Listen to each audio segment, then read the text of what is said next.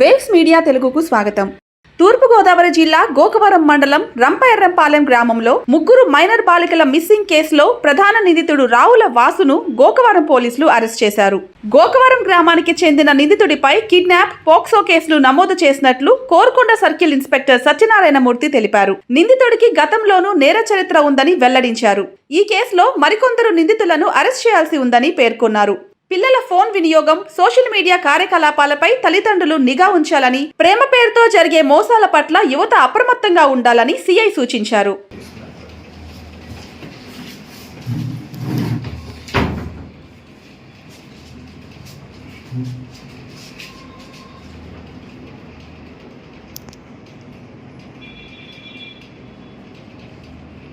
ఇటీవల minor girls అదేవిధంగా చిన్నపిల్లలు మిస్సింగ్ కేసులు తరచూ నమోదు కాబడుతున్నాయి. ముఖ్యంగా టీనేజ్ గర్ల్స్కి స్కూల్ గోయింగ్, అదేవిధంగా intermediate standard, degree first year ఉన్నటువంటి పిల్లలకి మాయమాటలు చెప్పి వాళ్ళకి కొన్ని ప్రలోభాలకి లోపెట్టి కొంతమంది యువకులు కావాలని వాళ్ళని కిడ్నాప్ చేయడం జరుగుతుంది.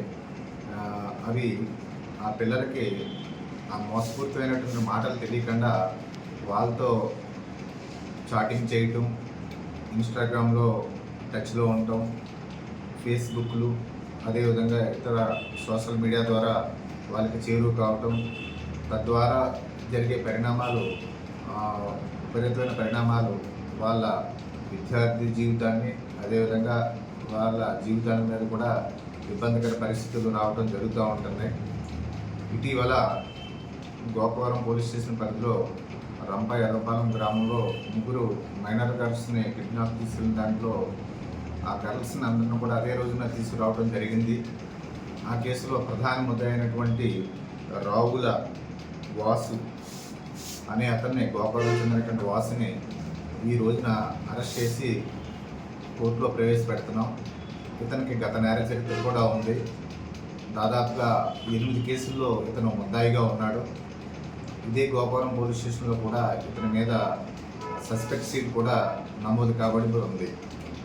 కాబట్టి మైనర్ గర్ల్స్, ఆడపిల్లలు గల తల్లిదండ్రులందరూ కూడా అప్రమత్తంగా ఉండాలి. ఈ మోసపూరితమైనటువంటి ఈ మాయ మాటలకి లొంగిపోయే తత్వాన్ని పిల్లలకి లేకుండా చూడాలి.